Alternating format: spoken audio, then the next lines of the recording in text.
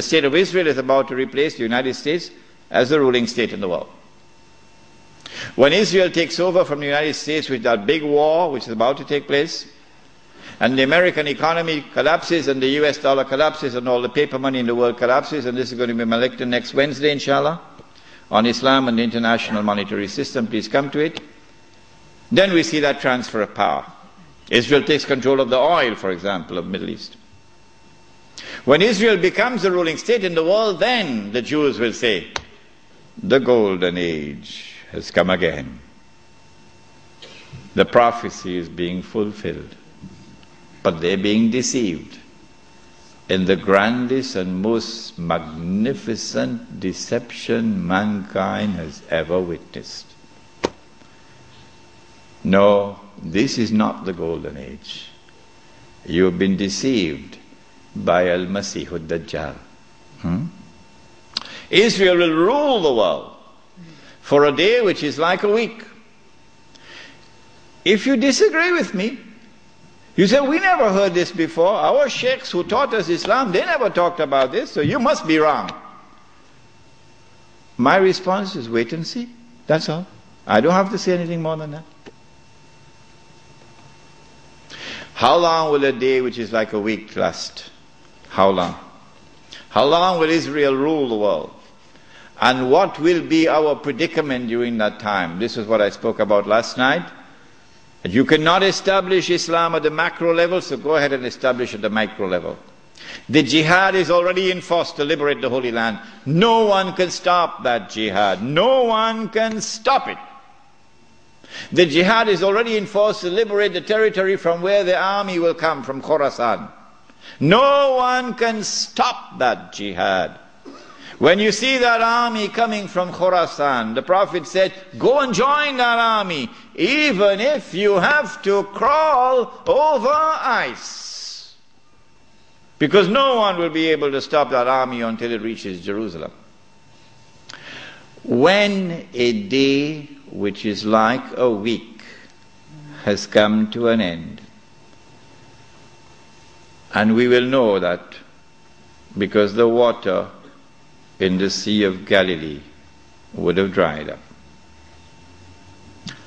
That is the time when these events are now going to take place. The advent of Imam Al Mahdi, Dajjal appearing in a day which is like our day, so we'll see him as a Jew, etc., and the Son of Mary coming down.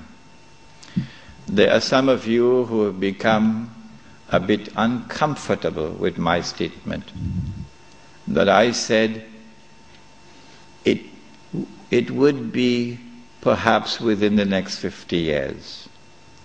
And I went on to say, I can be wrong. If this statement is uncomfortable to you, I can make another statement which means exactly the same thing. Exactly the same thing. I can say that I expect the Sea of Galilee to dry up in about 50 years. I hope you'd have no objections to that. Huh? But it's the same thing. Because it is when the water in the Sea of Galilee dries up that the Son of Mary will come back down. Go and read your Sahih Muslim.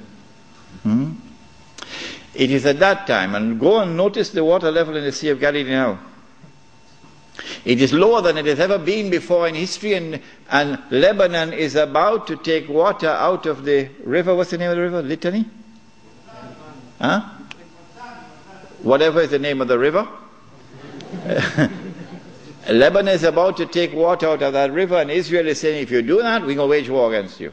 Why? Because that water runs into the Sea of Galilee. Yes.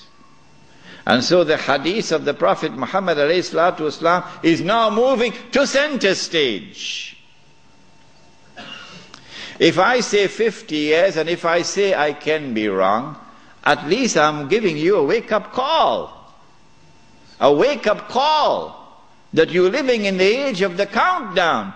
So don't be fighting each other over chicken feed. That's what you're doing. In South Africa in particular, the ulama fighting with each other. Sectarian conflicts over chicken feed. While this hugely important subject is so far away from them, It is unbelievable. When the water in the Sea of Galilee is drying up, and the state of Israel has ruled the world for a day which is like a week, then in Sahih Muslim we are told, a Muslim ruler will die and there will be disagreement concerning succession. And then a man is going to come out of Mecca. His name will be my name and his father's name will be my father's name, said the Prophet ﷺ. He'll have a broad forehead and a large nose. And he'll be known as Al Mahdi. And he'd hurry from Medina to Mecca. As he approaches Mecca, people are going to come out to him, so this has to be a well-known person. Not some obscure non-entity, a well-known person. When the people of Mecca come out to him, they'll force him to accept the bay'ah, the oath of allegiance which legitimizes the leadership of the Amir al-Mu'mineen, bay'ah. He will accept the bay'ah at the Kaaba and then proclaim himself to be Al Mahdi. It is only then that you would know that Al Mahdi is here. So stop asking these foolish questions. Is he born already? Is he in Lebanon? Or maybe in Indonesia? That's foolishness. Al Mahdi cannot emerge until Israel has become the ruling state in the world. Al Mahdi cannot emerge until Dajjal has completed his mission. Al Mahdi cannot emerge until this state of Israel has ruled the world for a day which is like a week. Al Mahdi cannot emerge until the water has dried in the Sea of Galilee. So stop these foolish questions. He proclaims himself to be the Mahdi. There are going to be eclipses of the sun and the moon that month.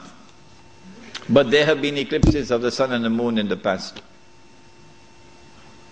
But after he proclaims himself Al-Mahdi, he's going to be attacked from an army, with an army from Sham. That army comes down to the south, and armies are under the control of governments. And when that army is between Medina and Mecca going down south, the earth is going to open and swallow that army. That is the sign of all signs. Beyond a shadow of a doubt, validating the claim of this man that he is the Mahdi. But Mecca has never been a Shia city. Never. And Mecca will not be a Shia city at that time. And Mecca will not come out to give allegiance to a Shia. And so you have to be living on the moon to believe that the Mahdi is going to be Shia. We do not say this to embarrass the Shia, or to be uncharitable to them, or to hurt their feelings in any way. This is just factual analysis. When the earth opens and swallows that army, then on that day, those from the world of the Shia who accept him as the Mahdi and follow him are our brothers in faith. And shoulder to shoulder we'll fight to liberate the Holy Land. But those from the Shia, and we anticipate that there will be those who will now reject him as the Mahdi because he is not Shia. You're not our brothers in faith. And you will not fight with us shoulder to liberate the Holy Land. When the army is swallowed, then the Mahdi is going to be attacked by another army, and this is now an army of the Quraysh, an army of the Kalb. And remember that armies are under the control of governments. The Mahdi will defeat this army, and when an army is defeated, that is the end of Saudi Arabia. Goodbye to bad rubbish. Goodbye to bad rubbish. Let it be recorded in my book tonight. Let it be recorded in your book tonight. Goodbye to bad rubbish. The most monstrous betrayal of Islam ever committed in history, committed by those who control that state. Now Darul Islam is restored. Yeah, this is Islam, not that. And let it be clear that there are so many Salafi Muslims in Saudi Arabia, in prison, because they too are struggling for the same thing that I am struggling, to liberate that land. Let it be clear that there's a man like Sheikh Sevaral Hawali, who is at the forefront, intellectually, spiritually, and theoretically, at the forefront. I benefited from his thought. And so, do not remain with this sectarian conflict and describe that masjid, Salafi masjid, this one Sunni masjid, this one Indonesian masjid, that one Malay masjid. I thought the masjid was the house of Allah. Has it changed?